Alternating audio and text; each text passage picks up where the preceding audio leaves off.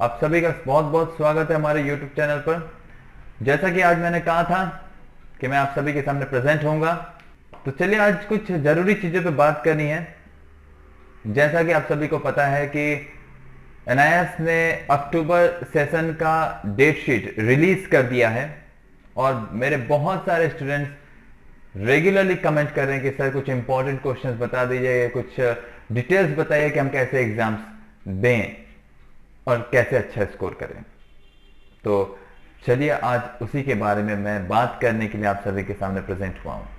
पूरे वीडियो में मैं आपको आज कंसेप्ट लेके ही बात करूंगा, जहां मैं आपको बताने वाला हूं कि आपको ये एग्जाम जो अक्टूबर नवंबर का एग्जाम है ये आपको कैसे देना है। बहुत सारे लोग बड़े कंफ्यूज होते हैं। मेरे बहुत सारे स्टूडेंट्स हैं ऑनलाइन में, कंटिन्यूसली मुझे कमेंट आते रहते हैं कि सर कुछ तो बताइए कैसे एग्जाम में ज़्यादा स्कोर करें।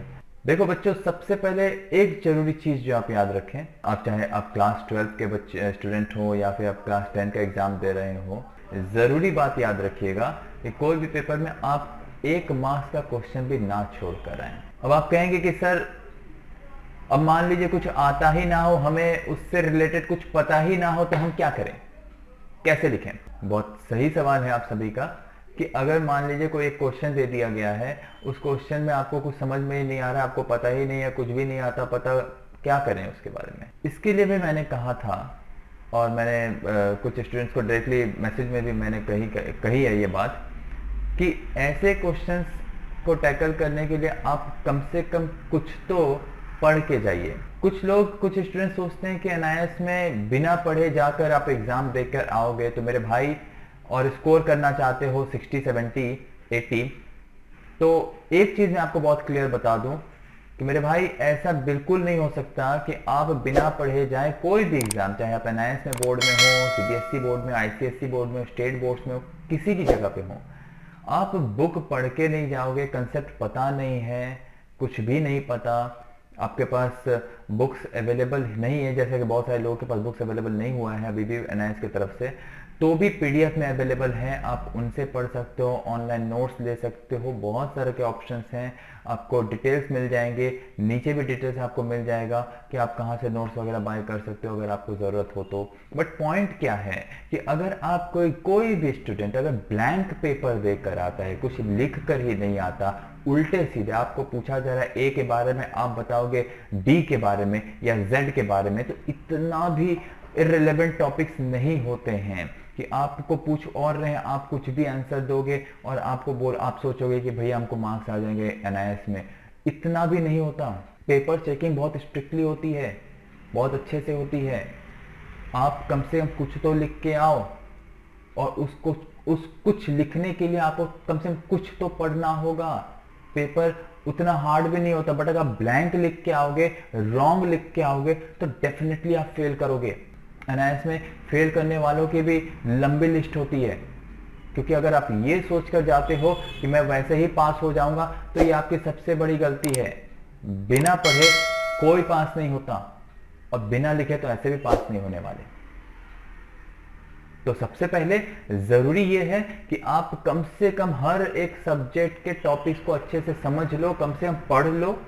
हमारे तरफ से कोशिश ये रहेगी कि हम आपको वीडियोस के माध्यम से टॉपिक एक्सप्लेन कर सके, कि अगर आपके पास पढ़ने का भी टाइम नहीं है, क्योंकि बहुत सारे हमारे स्टूडेंट्स ऐसे भी हैं जो हमें कमेंट भी करते हैं कि सर मैं काम करता हूँ, काम करके पढ़ाई कर रहा हूँ, तो किस तरह मेरे पास इनफ टाइम नहीं होता। तो हम सबकी प्रॉब्लम समझते हैं और इसीलिए मैंने हमारे तरफ से कोशिश की है कि हम उन सारे चैप्टर्स का समराइज करके आपको वीडियो दे सके, ताकि आप कोशिश करके अगर आप रात के समय कभी भी जब भी आपको फ्री टाइम मिलता हो, आप उन समरीज को आप सुन सकें, सुन के एटलीस्ट एक आइडिया ले लें और एग्जाम में जाके लिख के आए उन आइडियाज के बेस पर। जैसे मैंने कहा कि एकदम इररिलेवेंट भी नहीं होना चाहिए। ए पूछा गया अबाउट द ए, तो आप अबाउट द बी भी लिख सकते हो, बट नियर टू नियर लिखो ना। एकदम आउट ऑफ द टॉपिक ही बोलोगे, इंडिया के बारे में पूछ रहे हैं और आप बता रहे हो अमेरिका के बारे में, तो इतना भी आउट ऑफ द टॉपिक चले जाओगे तो कोई मार्क्स नहीं देगा। कुछ चीजें ऐसी होती है जो आपको खुद समझनी होगी। तब भी अगर नहीं आ रहा है, तब भी मैंने जैसे कहा कि आपको कोई क्वेश्चन छोड़ के नहीं आना है, तो ये बहुत जरूरी चीज है कि आप ध्यान रखें कि आपको कोई भी क्वेश्चन छोड़ के नहीं आनी है। अब पॉइंट क्या है, कुछ भी छोड़ के नहीं आने का मतलब कि अगर आपको कोई क्वेश्चन नहीं आ रहा, जैसे मान लो कि आपने 100 मार्क्स का पेपर होगा, वेटेज पे 80 मार्क्स का पेपर होता है।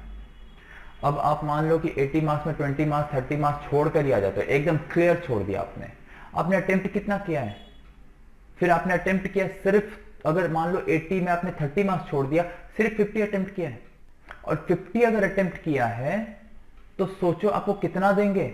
50 में 50 तो मिलेगा नहीं, हैंड राइटिंग इश्यूज होता है, समझने में दिक्कत होती है, आपका आंसर नीट एंड क्लीन नहीं होता, वहां पे मार्क्स कट जाते हैं, बहुत तरह की गलतियां होती हैं। तो 50 में 50 तो आपको मिलेंगे नहीं।